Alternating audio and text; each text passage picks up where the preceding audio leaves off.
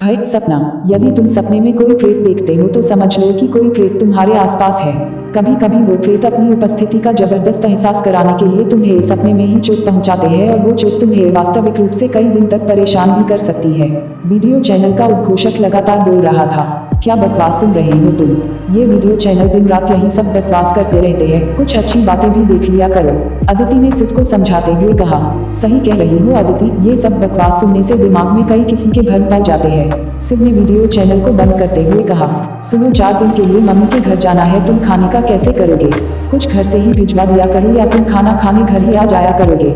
अदिति ने सिद्ध से पूछा।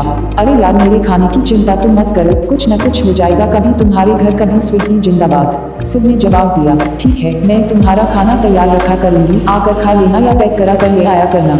अदिति बोली, 4 दिन की ही तो बात है, तुम चिंता मत करो, सब मैनेज हो जाएगा।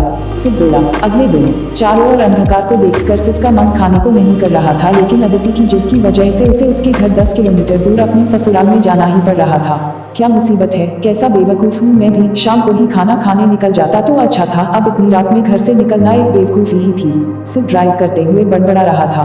सर्दियों का सीजन होने की वजह से मेन रोड लगभग जाम थी, इस वजह से सिद्ध ने बाईपास से ड्राइव करके ससुराल जाने की सोची थी, लेकिन अब अंधकार की वजह से उसे चिड़चिड़ाहट सी हो रही थी। तभी सामने रास्ते में एक बड़ा सा पेड़ का तना पड़ा देखकर उसकी चिड़चिड़ाहट और ज्यादा बढ़ गई। उसने कार रोककर तना हटाने का निर्णय लिया और कार रोक दी। तना काफी भारी था। जैसे ही उसने वो तना उठाया, सामने काले कपड़े पहने अंधेरे में अंधेरे का हिस्सा बना वो हैवान उसके सामने आ गया। उसका ढिंढोर देखकर सिद्ध थोड़ा घबरा गया और पीछे हटा।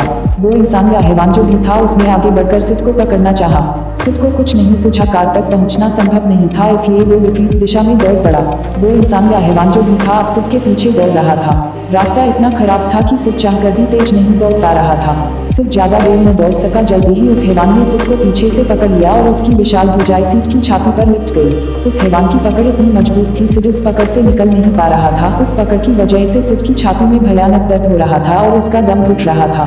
दम घुटने के उन्हीं क्षणों में सिद्ध की आंख खुल गई और उस भयानक सपने का अंत हो गया। सिद्ध के चारों तरफ अंधकार था, सर्दी के मौसम में भी वो पसीने से तरबतर था और सबसे खतरनाक बात, जहां उस हैवान की बाहें सिद्ध की छाती पर कसी हुई थी, उस जगह अब भी असहनीय दर्द हो रहा था।